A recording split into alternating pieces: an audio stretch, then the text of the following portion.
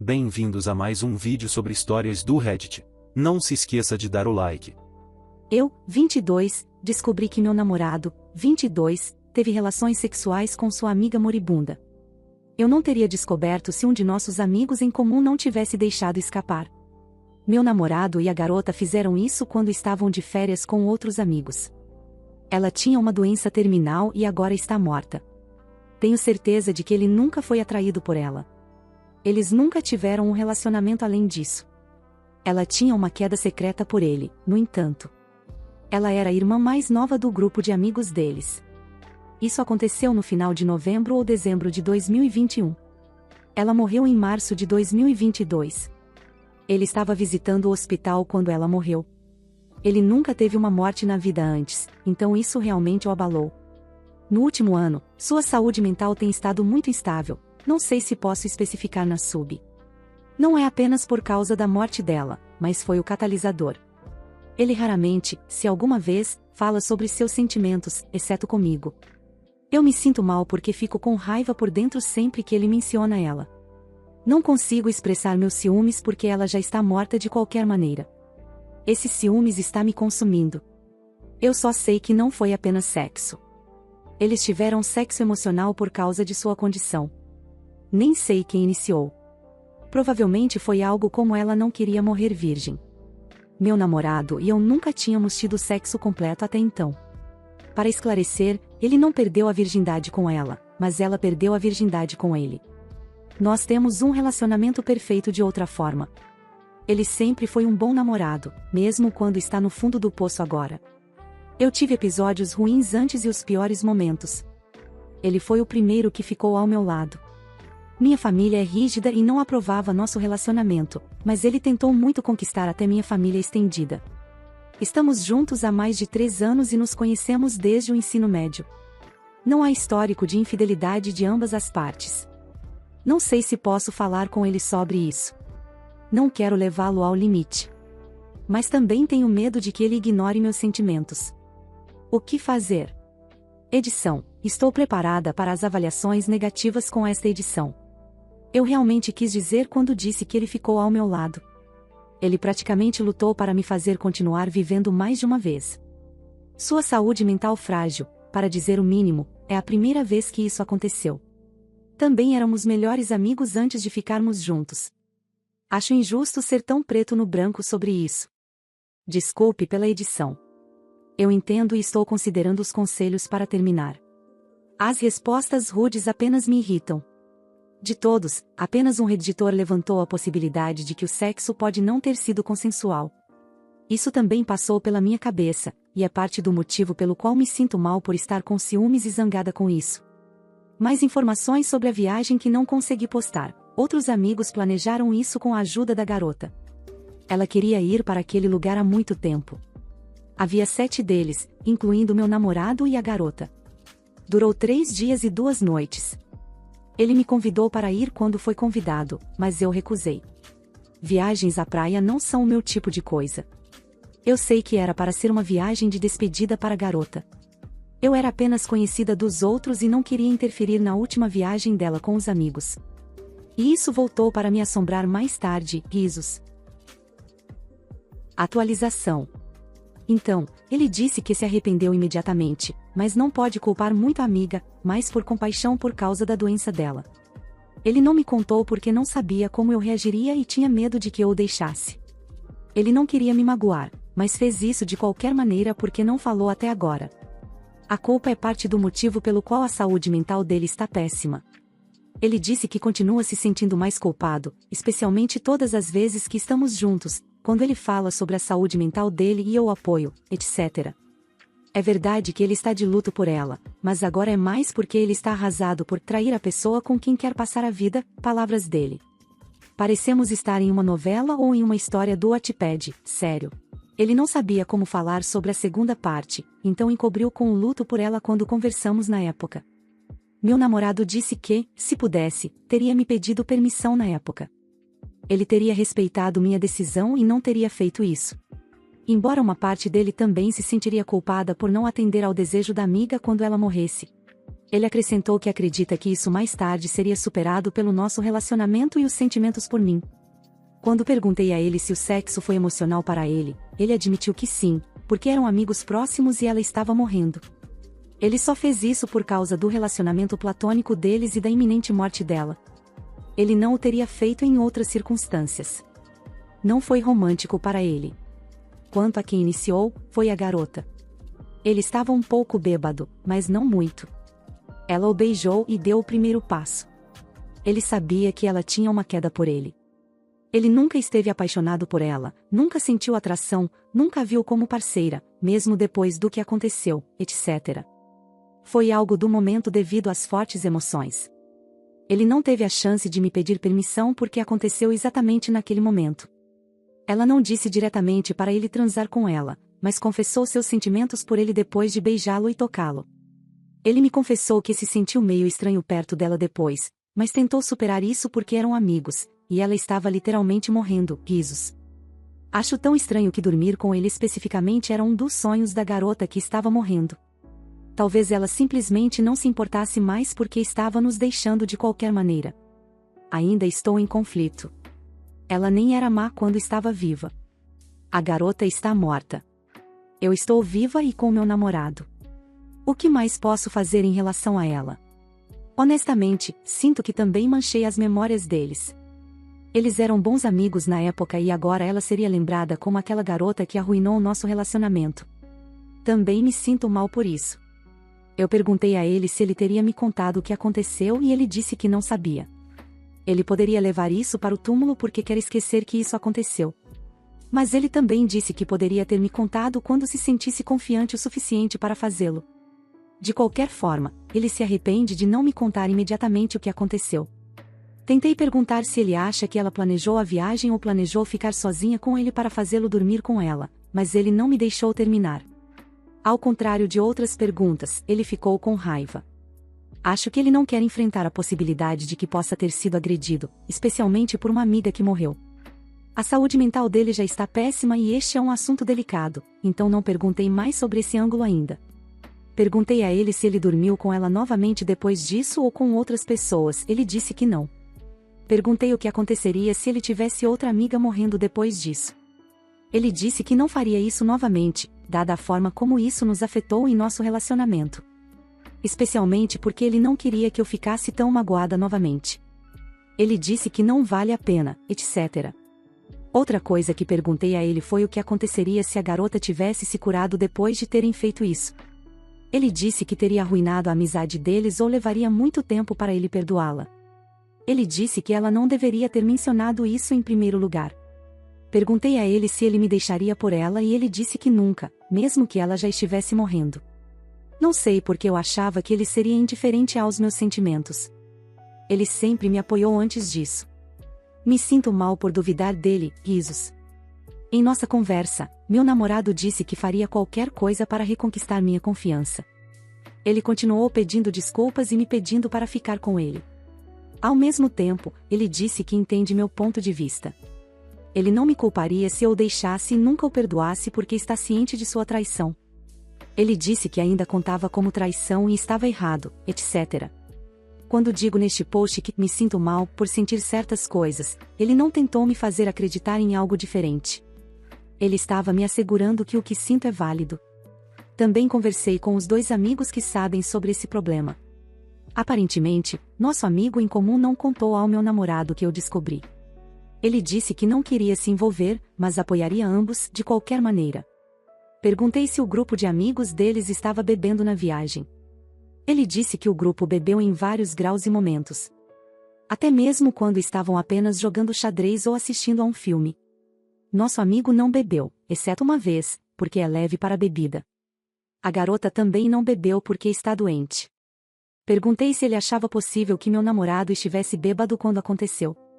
Acho que esta é a primeira vez que nosso amigo considerou isso porque ele parou por um momento e depois disse, provavelmente. A pessoa com quem não tenho muita proximidade não sabia muitos detalhes. Mas ela deu uma bronca nele quando soube que ele dormiu com a garota durante a viagem. Ela simplesmente não pediu mais detalhes porque não queria se envolver muito. Meu namorado não pediu explicitamente a eles para esconder isso de mim, nem pediu para que me contassem. Pelo menos agora sei o lado do meu namorado. Acho que um período de afastamento é um meio-termo entre terminar com ele e reconsiderar o conselho que recebi. Consigo sentir o quanto ele está arrependido e a situação estava muito suspeita. Faremos o que pudermos para resolver as coisas. Ainda nos amamos muito. Obrigada mais uma vez pelo conselho e apoio. Edição: estou preparada para as críticas e xingamentos aqui. Muitas pessoas estão preenchendo as lacunas sobre o que aconteceu e o que não aconteceu, como foram minhas conversas com ele e os amigos, etc. Há outras coisas em jogo que não incluí em meu post. Eu simplesmente não incluí tudo porque este post já está longo e alguns detalhes são muito pessoais para divulgar. Eu postei porque acredito que devo uma atualização ao grupo, o que agora percebo que talvez tenha sido um erro. De qualquer forma, estou inclinada a acreditar que sim, isso foi traição, mas duvido que tenha sido com sentimento entusiasmado. Sim, ele colocou os sentimentos da garota acima dos meus. Mas, novamente, estamos experimentando as consequências dessa ação agora, mas sei que não veio de um lugar de malícia. Para as pessoas que dizem que estou retratando a garota como uma agressora sexual ou que a odeio completamente, vocês estão completamente errados. Não é exatamente a mesma coisa, mas, devido a experiências passadas, sei o quão preciosa é a vida. Entendo de onde ela estava vindo. Ela era uma garota legal nas vezes em que a conheci, a maioria das quais aconteceu antes do diagnóstico. Vocês não têm ideia de como foi traumatizante para ela e todos ao redor vê-la, uma garota vibrante com tanto potencial, definhar diante dos olhos. Me chamem de tola. Mas na verdade teria dito sim se os dois tivessem conversado comigo. Colega de trabalho com direitos excessivos tenta agendar reuniões fora do horário de contrato e critica meus planos pessoais. Eu tenho um colega de trabalho que é realmente desorganizado e deixa para agendar as coisas até o último minuto, o que frequentemente significa marcar uma reunião às 16 horas em uma sexta-feira. Para referência, minha jornada de trabalho de 8 horas termina às 15 horas, então essas reuniões resultam em dias de trabalho de mais de 10 horas. E, como o colega de trabalho é tão desorganizado e despreparado, frequentemente temos que cobrir coisas que ele deveria ter feito com antecedência, como criar uma pauta ou um objetivo desejado, durante a reunião. Como essas são reuniões obrigatórias, normalmente apenas 1 ou 2 vezes por mês, eu tenho que comparecer, não importa quando estejam marcadas, e recebo pagamento extra por horas extras. No entanto, o colega de trabalho deve dar pelo menos uma semana de aviso prévio, e eu definitivamente prefiro ter tempo livre do que dinheiro. Normalmente, se até quinta-feira à tarde eu não souber que eles marcaram a reunião para as 16 horas de sexta-feira, eu faço outros planos para o final de semana, como caminhadas, passeios de bicicleta ou saídas para algum lugar. Ontem, sexta-feira, o colega de trabalho tentou marcar a reunião para as 16 horas e 45 minutos, mas só a incluiu no meu calendário às 15 horas e 5 minutos. Eu já deveria ter saído até então, mas tive uma reunião de fim de dia que se estendeu por alguns minutos, então estava fazendo uma última verificação de e-mail e depois encerrando as coisas para o final de semana.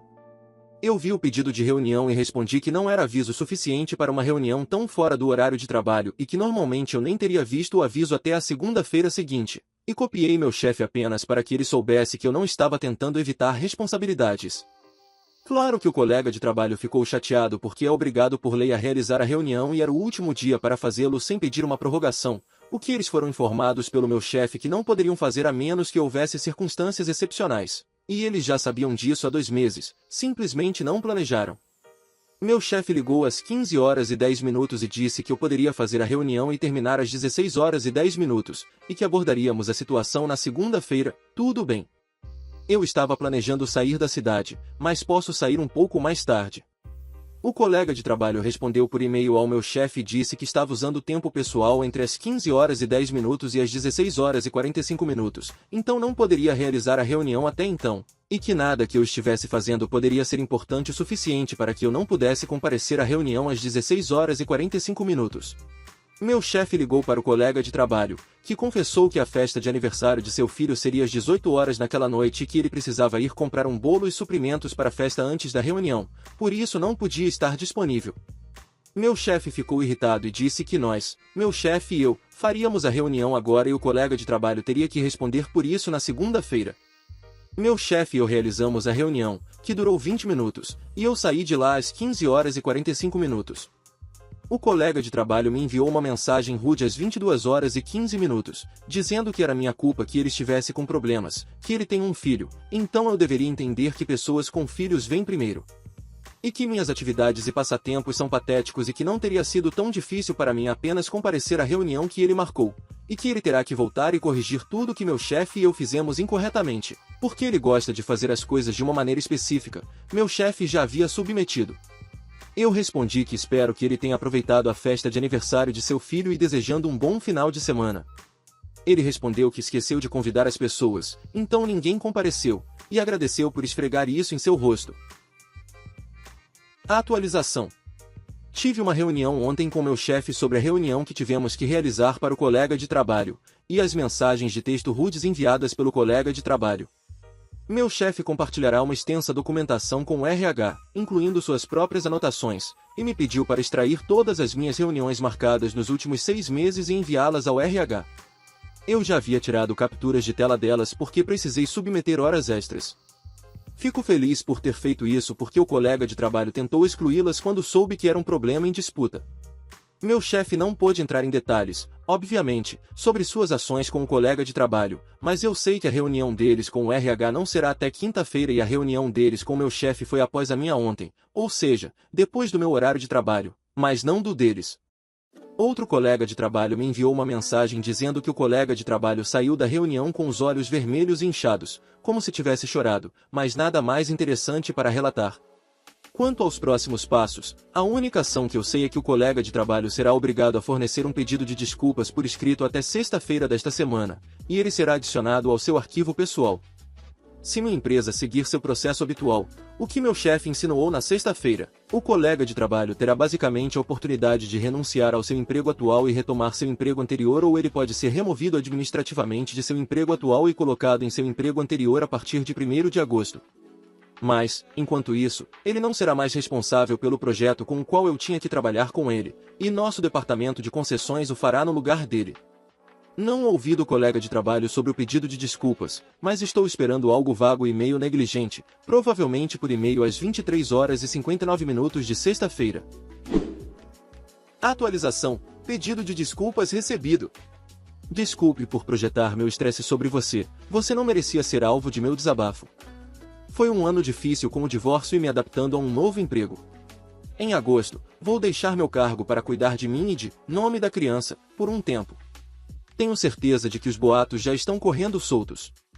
Obrigado por me aguentar. Colega de trabalho. Meu marido bateu no meu irmão. Eu, 26, estive casada com meu marido Mika, 28, por quase 9 meses. Eu tenho um irmão mais novo, Wesley, 19, que nunca realmente gostou do meu marido.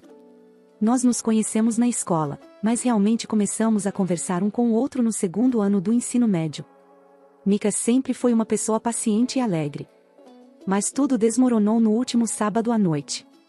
Um detalhe muito importante: Mika é negro. Minha família e eu somos extremamente brancos. Meu irmão sempre teve um pouco de preconceito, mas nunca o suficiente para ser levado literalmente a sério. Por isso, eu nunca apresentei Mika a ele, porque eu e seus amigos têm o péssimo hábito de usar a palavra com a letra N.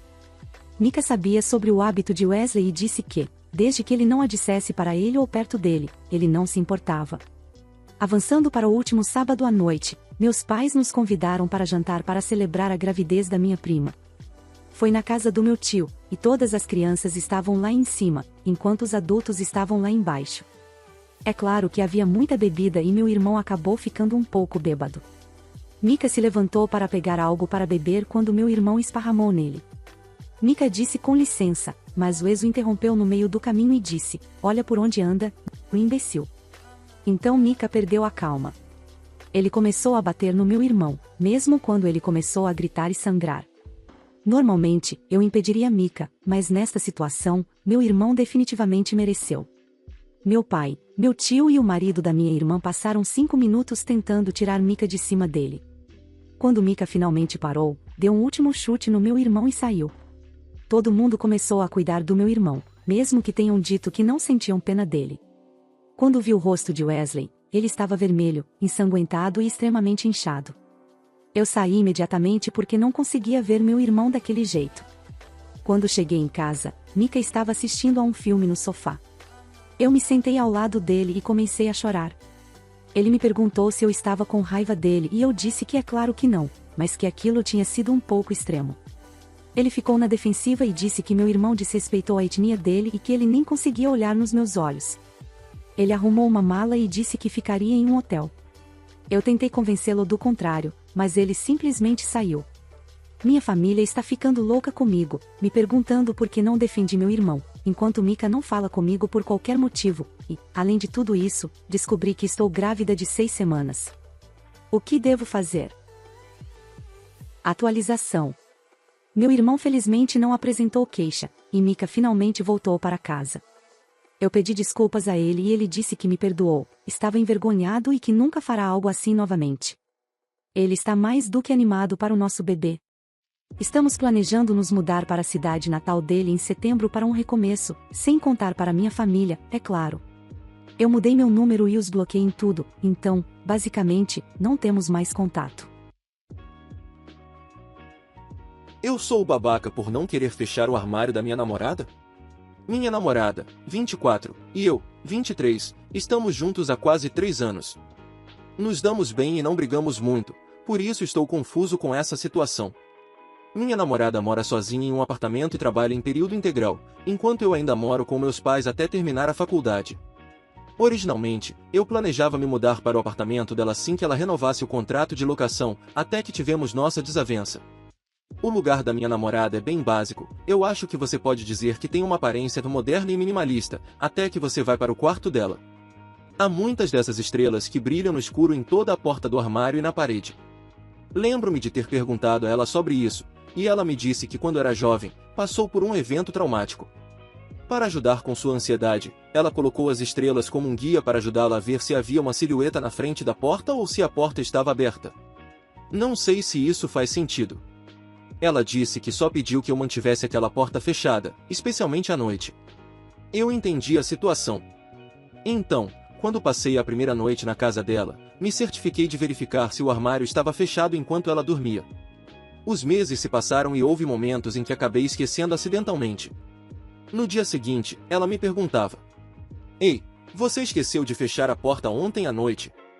Eu pedia desculpas, e ela dizia algo como: "Por favor, não esqueça da próxima vez."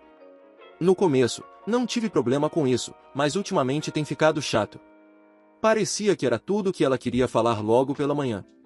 Um dia, expressei meus sentimentos sobre isso, e ela simplesmente respondeu: "Bem, então por favor, feche a porta, não é tão difícil." Às vezes, eu tenho paralisia do sono. Fiquei irritado com isso, porque parecia que ela só queria um motivo para me importunar. Um dia, fui visitá-la e decidi deixar a porta do armário aberta de propósito enquanto ela dormia em sua cama, enquanto eu dormia no sofá da sala, só para ver o que aconteceria. Supus que nada aconteceu, já que não ouvi nada. No entanto, no dia seguinte, quando acordei, ela estava sentada à mesa da cozinha parecendo que tinha chorado, pois seus olhos estavam inchados. Antes que eu pudesse dizer uma palavra, ela disse: "Já te disse muitas vezes que eu queria aquela porta do armário fechada. É tudo o que eu te pedi, e você nem consegue fazer isso. Aqui é onde posso estar errado." Fiquei irritado porque ela já estava me importunando com isso logo de manhã, então disse a ela que ela é uma mulher adulta e não pode depender de alguns adesivos bobos para superar algo que aconteceu com ela anos atrás, e que ela precisa superar isso. Ela me disse para sair, então eu saí porque estava com raiva. Já se passou uma semana desde então, e não ouvi mais nada dela. Não quero terminar por causa disso, mas quero saber se o que eu disse estava errado. Meus pais e amigos estão dizendo que minha namorada está sendo dramática, mas quero algumas opiniões imparciais sobre o assunto. Edição: quero esclarecer que minha namorada nunca deixa a porta do armário aberta. Eu entraria lá para pegar algo e, ocasionalmente, esqueceria, mas a porta também faz um barulho insuportável quando você tenta fechá-la, por isso a deixo como está. Eu larguei meu namorado por deixar a porta do meu armário aberta. Desculpe se o título parece sensacionalista. Meu ex postou: "Eu sou babaca por não querer fechar o armário da minha namorada, e eu só queria um lugar para responder." Eu e meu agora ex-namorado estávamos juntos por 2 anos, teríamos completado 3 anos no próximo mês. Nos conhecemos por meio de uma amiga em comum, minha colega de quarto na época, por causa de nossos interesses semelhantes. Para contextualizar, moro no meu apartamento há cerca de 4 anos, a amiga em comum ficou no começo, mas se mudou há 3 anos, então desde então tenho morado sozinha. Minha ideia original era que meu namorado se mudasse comigo quando meu contrato de locação terminasse, mas é claro, mudança de planos. Então, meu ex postou sobre deixar a porta do meu armário aberta, embora ele tenha perdido detalhes muito importantes. Desde pequena, treinei minha mente para sempre garantir que a porta do armário estivesse fechada. Vou adicionar um aviso aqui, apenas por precaução, mas quando eu tinha 6 anos, estava dividindo um quarto com minha irmã mais velha. Uma noite ela foi dormir na casa de suas amigas. Meus pais e eu chegamos em casa um pouco tarde. Lembro-me de estar quente porque estávamos com o ar-condicionado ligado. Fui para a cama, mas fiquei virando de um lado para o outro porque estava muito quente. Eu ouvia um barulho vindo de algum lugar, mas não tinha certeza de onde, e apenas supus que fosse o ar-condicionado. Deitei de costas olhando para o teto e ouvi a porta do meu armário sendo aberta. Minha cama estava virada para o armário, então quando abaixei a cabeça, pude ver um velho saindo dele. Gritei e meus pais vieram correndo. Meu pai me pegou, e eu vi minha mãe batendo naquele homem com uma das panelas favoritas dela. Chamamos a polícia e depois descobrimos que o homem estava sem teto, deve ter entrado furtivamente enquanto estávamos fora e se escondeu no meu armário quando ouviu o carro dos meus pais chegar. Desde então, sofro de transtorno de estresse pós-traumático com medo de alguém entrar no meu armário novamente. Dormi com meus pais por alguns anos depois disso. Nos mudamos para outro estado quando eu estava no ensino médio. Meus pais me conseguiram um terapeuta quando o incidente ocorreu e até hoje, continuo fazendo terapia. Senti que não estava funcionando, porque parecia que eu estava desabafando e o terapeuta dizia, e como isso te faz sentir, em vez de sugerir algo para me ajudar. Isso foi até minha terapeuta atual, ela sugeriu que eu poderia usar algo como uma luz noturna e colocá-la perto do armário, então eu perguntei se poderia usar algo diferente, como algo que pudesse grudar nas paredes. Primeiro, foram esses adesivos grandes que brilham no escuro de dinossauros. No começo, me senti meio boba por fazer isso, mas quando tive paralisia do sono, ainda estava com medo, mas agora conseguia distinguir o que era sono e o que não era e me deu uma sensação de conforto. Eu mudava os temas ocasionalmente para dinossauros, planetas e agora estrelas. Nos últimos 7 anos, isso funcionou para mim. Saí da casa dos meus pais aos 20 anos para morar em um apartamento com minha amiga da faculdade. Eu expliquei minha situação a ela porque dividíamos um quarto e só havia um armário. Ela me entendeu completamente. Ela só deixou aberto uma vez quando voltou de um plantão noturno. Ela ficou arrependida e nunca mais fez isso quando viu o quanto eu sofria com isso. Agora sobre meu ex, nos demos muito bem quando nos conhecemos. Tínhamos hobbies semelhantes, gostávamos de explorar novos alimentos, era divertido. Também contei a ele sobre meu trauma.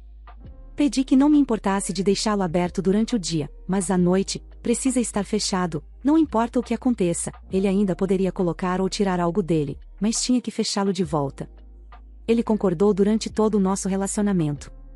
Só há alguns meses ele começou a agir de forma muito controladora. Ele fazia pequenos comentários sobre certos alimentos que eu comia, como isso afetaria meu fígado ou algo assim e recomendava outras coisas. Eu ignorei, pensando que ele estava apenas cuidando da minha saúde. Começou a chegar a um ponto em que ele sugeriu que eu saísse do meu emprego em um momento em que ele terminou a faculdade e se mudou, mas eu disse a ele que seria benéfico nós dois estarmos trabalhando. Ele nunca perguntou novamente, no entanto, ele começou a perguntar coisas como se eu poderia cozinhar para ele, mesmo que eu estivesse cansada do trabalho, se eu pararia de trabalhar se ele ganhasse dinheiro suficiente para nós dois, se eu ainda queria filhos. Acho que ele queria me pedir para ser uma esposa-mãe que fica em casa, mas posso estar analisando demais. Na noite antes de terminarmos, quando ele decidiu me testar, tive as piores alucinações desde a adolescência. Acordei, vi a porta aberta e comecei a imaginar o homem que vi todos aqueles anos atrás. Quando acordei no dia seguinte, era por volta das 4 da manhã, consegui me mexer e comecei a chorar imediatamente a ponto de não conseguir mais derramar lágrimas e, além da enxaqueca por chorar demais, senti um entorpecimento. Então, quando ele acordou algumas horas depois, esperei por ele na cozinha, honestamente me sentindo cansada, não gritei, apenas falei com voz monótona. Eu disse a ele que tinha uma regra e era fechar a porta, ele ficou na defensiva, dizendo que sentia que eu estava mentindo sobre meu trauma apenas para ver se ele cuidaria de mim. Eu disse a ele para sair enquanto eu pensava nas coisas. Eu nunca o ignorei e ele nunca me mandou mensagens durante toda a semana. Mas agora sei com certeza que não há como salvar esse relacionamento. E você pode pegar suas coisas com seu irmão, já contei a ele o que você fez. Boa sorte. Vou morar com minha irmã fora da cidade, não vou renovar meu contrato de locação, só quero estar com pessoas que realmente me apoiam. Edição. Então estou respondendo a algumas perguntas que as pessoas continuaram fazendo. Por que ele continuava indo no armário? Sinto que as pessoas estão assumindo que ele ia lá a cada hora, mas não, ele só entrava para pegar o livro didático dele se estivesse estudando para uma prova. E era tipo uma vez a cada poucas semanas, e eu ainda estava acordada, assistindo a um filme no meu celular. Por que eu não fechei a porta? Eu fecho, sempre fecho. Logo antes de ir para a cama, a primeira coisa que faço é fechar o armário. É como se você acendesse as luzes, você que as acendeu é quem as apaga.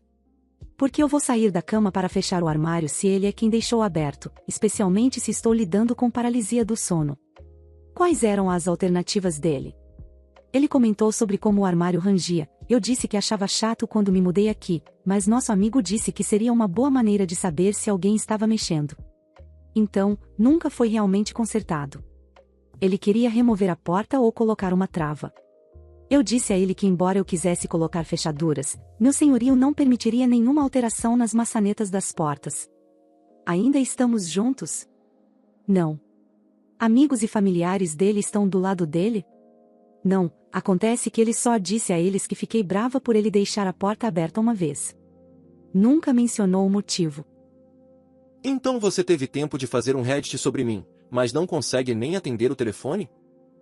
Droga, esqueci de bloquear você aqui também. Muito obrigado por assistir, comente sobre as histórias e dê like se gostou. Se inscreva no canal e ajude na meta de 18 mil inscritos. Uma boa noite pessoal.